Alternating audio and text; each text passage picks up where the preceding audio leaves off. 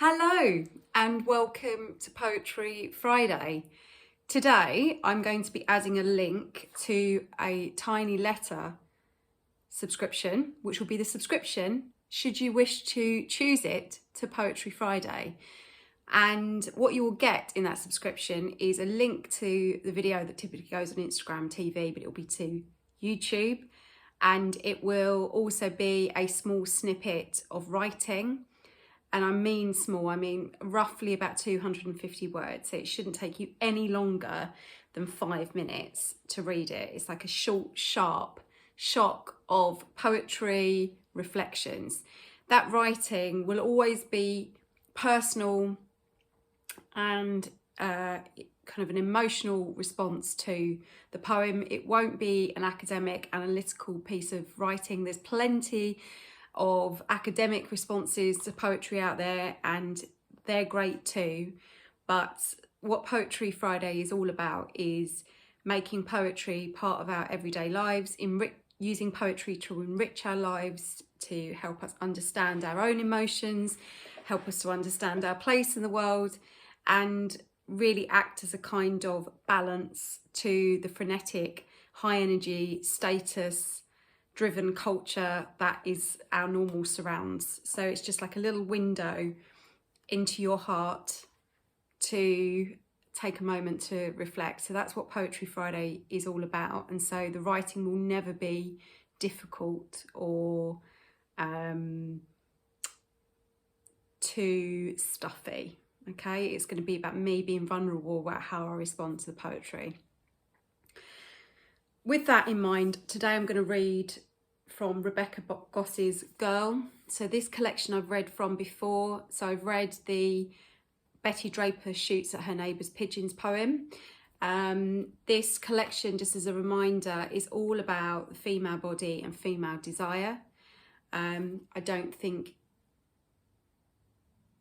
that it's an accident there's this particular shape on the front, so just have a little think about that. Just have a little think. So the poem is The Lightning. First, it split a tree, then tripped across a barbed wire fence as my mother watched, thrilled. It entered through her feet, through her 10 yards onto grass where it briefly stopped her heart, burnt nerves fused her jaw and exited through her mouth. She tells me this countless times, and each time I see her, jerking on the ground, stricken with volts, her mouth spitting rods of light. She had to relearn writing, walking, reading, speaking, but eventually prepared to have me, let me float in the bowl of her womb, only to be born and find her wheelchair bound, blood vessels of each foot destroyed, her 10 toes finally gone. I grew up in the seat of her lap, once level with her throat. I strained to see inside her mouth, find its trembling silver pool. Tonight her bedtime whispers feel fiery in my hair, and when she thinks I'm sleeping, I'm half hidden in my doorway, watching her glide back down the landing, all her fingers trailing sparks. Ooh, ooh, ooh! So powerful poem. So many wonderful images in here. Right, kind of her mother as a writhing body on the floor. I think what's interesting in this poem, that as I'm reading it, and I've read it a couple of times, but when you read it out loud, you notice different things. So although this lightning is dangerous and is so dangerous it nearly kills this woman, there is a sense that this woman, her mother, is thrilled by the excitement, the jolt of energy, of electricity. And as we all know, lightning is heavily associated with Zeus. And, well, in the Western world, that's the association. And lightning is emblematic of power, and I would say masculine male power. And this woman is thrilled by looking right directly at electricity, at power, and allows it to go through her.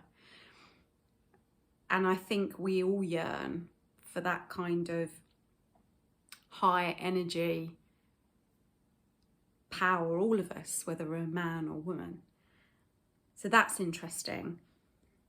And then there's this really beautiful image of her sitting on her mother's lap and trying to sort of reach in to see her mother, like to see the world through her mother's throat. And obviously the throat is literally the physicality of having a voice. So she spends her whole upbringing staring at her mother's throat, the seat of her ability to speak. And this last bit is so good, I'm going to read it again. Tonight, her bedtime whispers feel fiery in my hair, and when she thinks I'm sleeping, I'm half hidden in my doorway, watching her glide back down the landing, all her fingers trailing sparks. So there's this idea that her mother's actually retained some of this fire and some of this electricity, and is constantly giving off this kind of light and energy to her daughter, if her daughter pays enough attention to it. And what I love about this poem is there's something I really relate to it about. I think innately a lot of women can relate to the idea of their mother having this kind of electrical charge. We don't talk about power and the nature of women's power all the time, and yet we know we have it, but it sort of takes on a different quality. And I think there is something about an electrical charge that feels deep, that feels right to think about mothers as powerful, as this pure electricity that gave life to us, that's fiery and energetic in some way. Well, I relate to it anyway. You may have a different interpretation of how you read that poem.